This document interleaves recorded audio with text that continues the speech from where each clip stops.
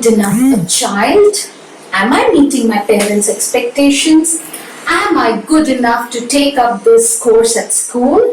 Am I good enough to go on a date with this person? Am I really a boyfriend or girlfriend material? Am I really a good wife, a good husband, a father, a mother?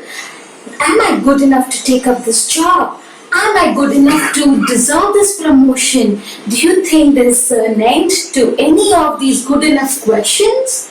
Hi, I am Aruna Garuda, and as you would have already guessed, I'm here to talk to you about these various struggles that we have in our life about this one particular aspect, which is, am I good enough?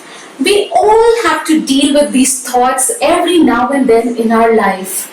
I have had my bad days and my own moments of self-doubt. I think we all relate here, and we've been there at some point in our life. Studies show that most times we have these feelings of not being good enough, especially when we know when our life doesn't seem to fall into place in the time frame that we would have set for ourselves. The pressure comes from your peers, your family, your work, your society in general, and trust me, this pressure is so strong that it will start to tear your self-confidence and your self-esteem into pieces.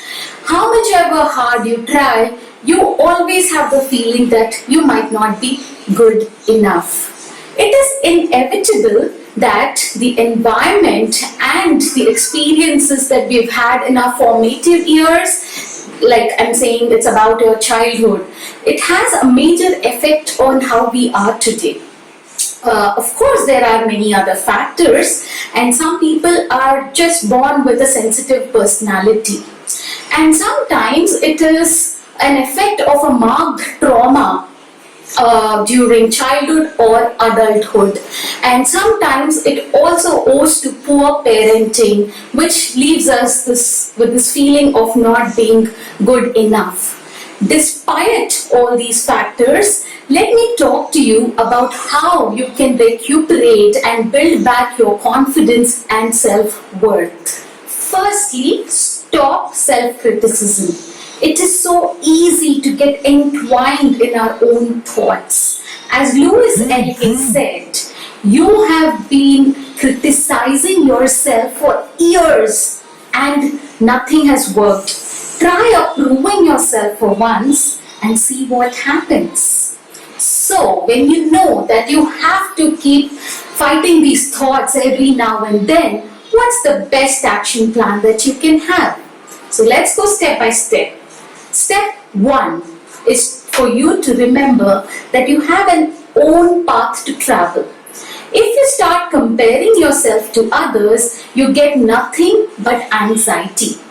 So try to be the best version of yourself instead of being intimidated by others and with the life that they keep projecting on you.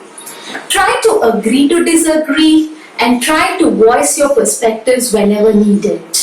Step 2 is to learn to deal with your inner critic.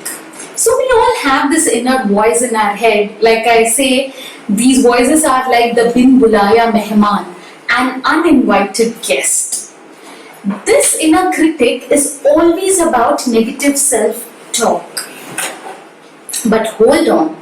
According to psychology, this poor little negative self-talk has got a great intention of protecting you and keeping you safe, but unfortunately it's got a negative way of going about it.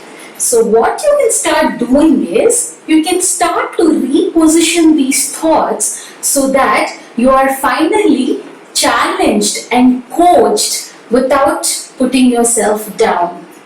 Imagine the kind of opportunities you've been letting go just because you've had to deal with the feelings of not being good enough. Every day is a choice. Empower yourself by making a choice. You choose yourself every day and tell yourself that you are good enough. Step 3 is believing. Our mind is very powerful. Thinking creates results. The more we think positively, the more power we have. And the opposite is also true. The less we think of ourselves, the less power we have. The key thing here is for you to think and also believe that you are enough and really good enough. Step 4 is to learn to deal with your failures.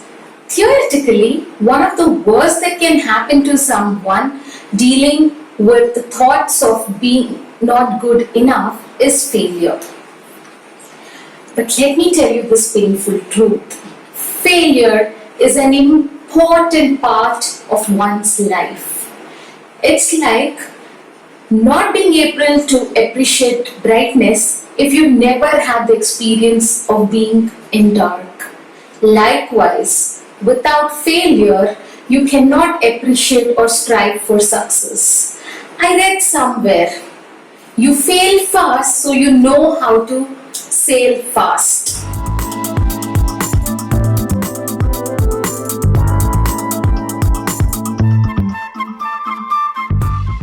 Step 5 is for you to learn to deal with the need of feeling validated.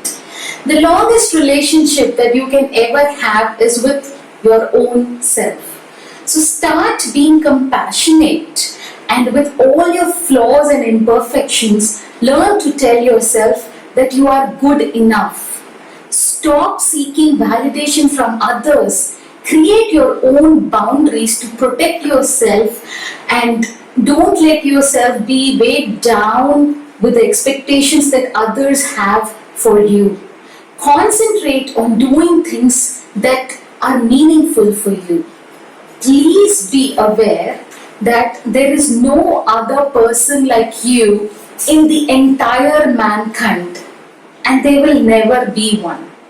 So, stop focusing on your inadequacies and rather concentrate on the other wonderful qualities that you have. Based on how much you want it, keep trying and never give up.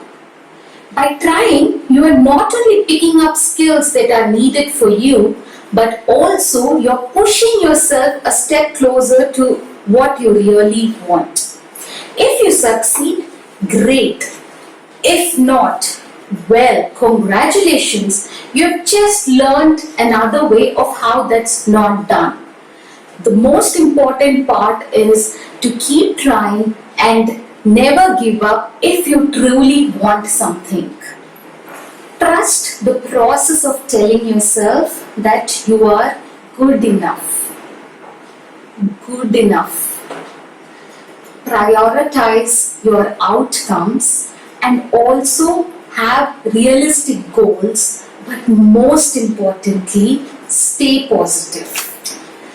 I trust that this short message will empower you and help you conquer your feelings of not being good enough. If not, you can always reach out to your trusted family and friends and talk to them about how you feel.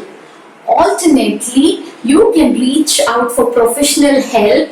You can reach out to the counselors, and we will help you process your thoughts and process your feelings, help boost your confidence so that you can again start being in control of your life. All the very best. Cheers.